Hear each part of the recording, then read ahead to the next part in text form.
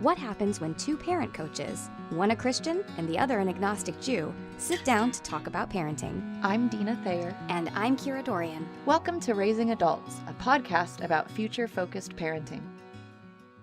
Hi, everyone. Welcome to the fourth bonus episode of Raising Adults. This is spin cycle number 4. We're going to answer a listener question and talk about actually a really important topic, which is dealing with your family and your partner's family. We may end up doing a whole episode on this. I don't know, but this question kind of pertains to that, so we will talk about that a little bit today. So the question comes from Tracy. And Tracy says that she uses her family, and I believe her partner's family, for childcare on a pretty regular basis. And what do you do when they won't parent on the same page with you? When they're a regular care provider and they are seeing your kids day to day, but they're not matching the routine or the expectations that you have in your home? Such a great question. So good. So I want to just speak to that really quickly because I have my father living in our home, and we definitely, when he moved in with us, bumped up against this. And it wasn't for lack of trying. I think some parents or grandparents really don't feel comfortable implementing something that's different, maybe generationally, right? That's not how we did it in my time, and that can feel kind of threatening. And I think we need to remember that sometimes when we parent differently, it's easy for the generation above us to maybe see that as a comment on the way they parented, and that may or may not be the case, but it can feel a little uncomfortable probably for them. But some parents, like my dad, really do want to match, but aren't always successful. And so my dad and I ended up sitting down and having this really good conversation where I said to him, look, you live here, so you're not a grandparent, you're a co-parent. And that means you have to parent like we do. That is the expectation in our home. However, I said, I know that sucks because you want to be a grandparent. So what we ended up doing was setting up special grandparent days where he gets to take them out for ice cream and pizza and do all the things that he was doing like every week, twice a week, right? Instead, he gets to do that and have that time, but not on the days where he's in charge. I love it. So he gets a break from matching you guys. Yeah, because he deserves one. He should get to be grandpa sometimes. Yeah, absolutely, absolutely. But I also need him, because he lives in the home, I need him to be a co-parent. So that's kind of how we did it. I have more to say, but I'm going to let you pop in your thoughts. Yeah, well, my thought is not going to be popular, I don't think, because particularly if you're reliant on a daycare facility, and maybe it was hard to find one that was near you and the right price and all of those things, this can be really hard. But I really am okay, just like we talk about changing a pregnancy care provider, with saying, I'm going to have to jump ship because I need this to match. Because the truth is, especially if you're a working parent, whoever's with them while you're at work really has them the bulk of their awake time. Yep. And so it will impact if they're not matching your philosophies. Well, and I also think there's a huge difference between when you're paying somebody and you're not. So a family member, I think what becomes really complicated with family members, aside from the fact that they're family, is that you're not paying them. So they're sort of doing this kindness, and now you're going to criticize how they do that kindness. But with a daycare, to me, it's super clear cut. It's like, I am literally paying you, possibly for some people, the bulk of their paycheck, right? So I know when I went back to work, because I worked part-time in my private practice, and Dave was like, you just need to earn enough money to keep your practice open so that when they go to school, you're not starting over again. And I think a lot of families are in that position where it's like, I just have to keep my career going. So there were days where I literally would get paid in cash. I would come home and I would hand all of the cash over to the nanny. Oh, brutal. Right. It was. But we had a great nanny. But all that is to say that if you have your child in a daycare center, you are paying for that. You're a consumer. You can take your business elsewhere. What I meant with that being challenging, though, is for some people, location is a big thing with commuting, or they had a certain budget for it, and that was the place, or even space. There's sometimes really long waiting lists for daycares. Yeah, I think that's a really fair challenge. And it may be that a parent has to weigh those and go, is it worth it? It depends on what the issue is, I suppose. Is it worth it? Can I live with it? Is it acceptable, unacceptable? If it's not acceptable, we got to get out. Yeah, you still have to make a move.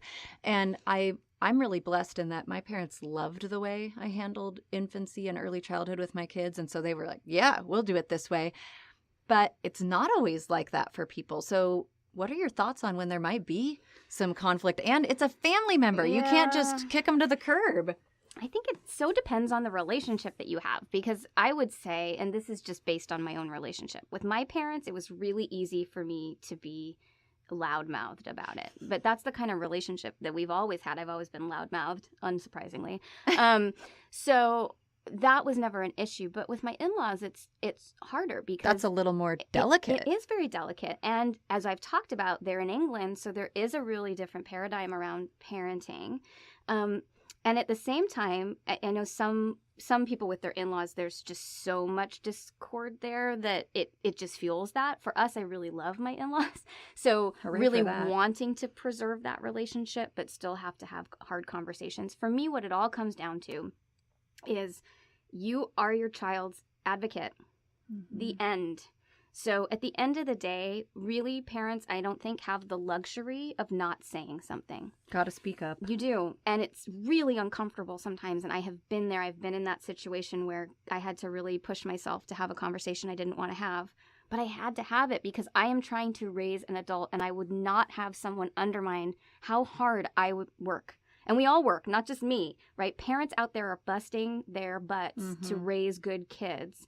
And I'm sorry, but if someone is involved in that child's life and isn't willing to participate in that, to me, that warrants a big conversation. Also, I think, especially when you're dealing with mother-child, father-child, your parents ultimately, most likely, love you and want to care for you.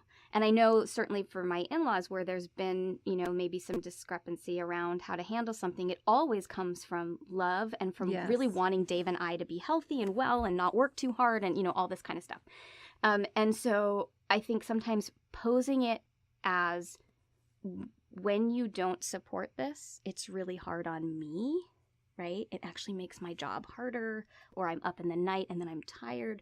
Because parents so often want to care for their children, if they understand that it's not a judgment on their style, it's more about how that is impacting their child. Well, and the other nice thing you do when you do that is you're not addressing them as the grandparent, but as the parent of an adult child. Yep, exactly.